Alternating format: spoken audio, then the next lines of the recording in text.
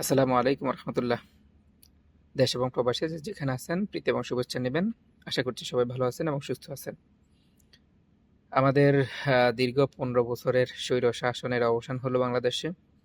বাংলাদেশের মানুষ এখন স্বাধীনতার তৃপ্তি, স্বাধীনতার স্বাদ উপভোগ করছে।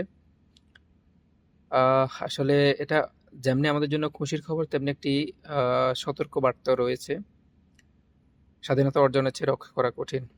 এই কঠিন জিনিসটাকে আমাদেরকে কঠিন হিসেবে নিতে হবে। স্বাধীনতার স্বাদ পেয়ে আমাদেরকে ভুলে গেলে হবে না, আমাদের পাশে ভারতের মতো একটি বন্ধু রাষ্ট্র আছে এবং 15 বছর হাসিনার শাসনামলের যে স্বৈর শাসনের বাস্তবায়ন, এটার জন্য ভারত প্রত্যক্ষ এবং পরোক্ষভাবে সহযোগিতা করেছিল। সুতরাং হাসিনার পতন হলেও, হাসিনা চলে গেলেও পালিয়ে, হাসিনার আহ, যে প্ল্যান ভিত্তিক লোকগুলো সেগুলো কিন্তু বাংলাদেশে রয়েছে সাধারণ জনগণের ভিতরেই। আমি বাংলাদেশের স্বাভাবিক জনগণ যারা আওয়ামী লীগ করতেন সবাইকে দোষারোপ করছি না, বা সবাই না, কিন্তু হাসিনার প্ল্যান ভিত্তিক যে লোকগুলো আছে, যেগুলো হচ্ছে ভারতের উদ্দেশ্য বা ভারতের লক্ষ্য লক্ষ্য বাস্তবায়নের জন্য কাজ করেছিল, পাশাপাশি হাসিনার স্বৈর শাসনের একদম প্রত্যক্ষ প্ল্যানের লোক ছিল, এই লোকগুলো এখনো আছে। সুতরাং প্রত্যেকটা কাজে সতর্ক থাকতে হবে, প্রত্যেকটা কাজে সতর্কতা অবলম্বন করতে হবে। মনে রাখতে হবে তারা এখন বাংলাদেশকে একটা অকার্যকর রাষ্ট্র করার জন্য, অথবা যারা আসছে বা যারা এখন ক্ষমতায় আসবে, এদেরকে আহ, ধ্বংসাত্মক দল অথবা ধ্বংসাত্মক মত অথবা জঙ্গি অথবা যে কোনো কিছু তকমা দিতে পারে, তকমা দেওয়ার জন্য এটা যে কোনো কিছু করতে পারে। হাসিনা পারেন এমন কোনো কাজ নেই। হাসিনা এখন দিল্লিতেই আছে, আর দিল্লিতে না থাকলেও এখন গ্লোবালাইজেশনের যুগ। সুতরাং প্রত্যেকটা কদম আমাদের ছাত্র জনতা যারা কাজ করেছে, আমি বিশ্বাস রাখি যে সরকারি ক্ষমতায় আসুক, যারাই আসুক, যেই আসুক, ছাত্র জনতার একটা ভূমিকা অথবা সরকারকে সহযোগিতা করার মধ্যে আলাদা একটা প্যানেল যাতে থাকে, আমার একটা পার্সোনাল পরামর্শ।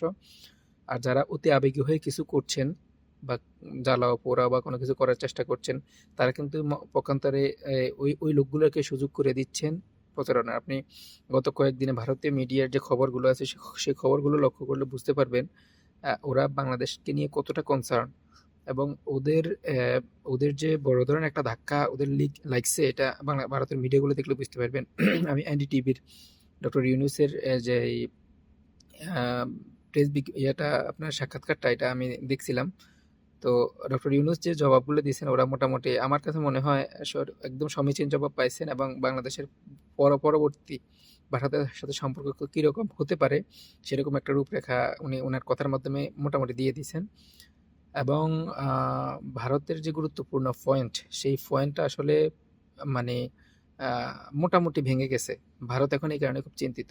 এই কারণে যে কোনো কিছুই করতে পারে, ধর্মীয় উস্কানি, এটা সেটা, যে কোনো কিছু করেই বাংলাদেশকে বিশৃঙ্খল করার জন্য ওরা পায়তারা করছে। সুতরাং সতর্ক থাকবেন, সতর্ক রাখবেন। আর বাংলাদেশের রাজনৈতিক প্রেক্ষাপটে আমি কোনো দল মতের কথা বলবো না।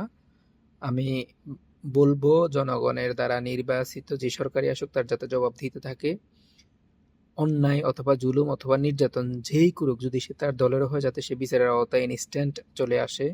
অন্যায় এবং জুলুম যাতে কোনোভাবে প্রায়োরিটি না পায়, এবং বাংলাদেশ একটি সুন্দর, সুখী, সমৃদ্ধ রাষ্ট্র হিসেবে আবার মাথা তুলে যাতে দাঁড়াতে পারে। স্বৈরাচার মুক্ত হলেও যাতে আমরা আমাদের অস্তিত্ব, স্থায়িত্ব সবকিছু সুন্দরভাবে টিকে রাখতে পারি, সেই প্রত্যাশা এবং আশা রাখছি যারা বর্তমানে বাংলাদেশের নীতি নির্ধারক অথবা নীতি নির্ধারণের জন্য কাজ করে যাচ্ছেন। সবাই ভালো থাকবেন, সুস্থ থাকবেন, সুন্দর থাকবেন। সুন্দর একটি বাংলাদেশের প্রত্যাশায়। আসসালামু আলাইকুম।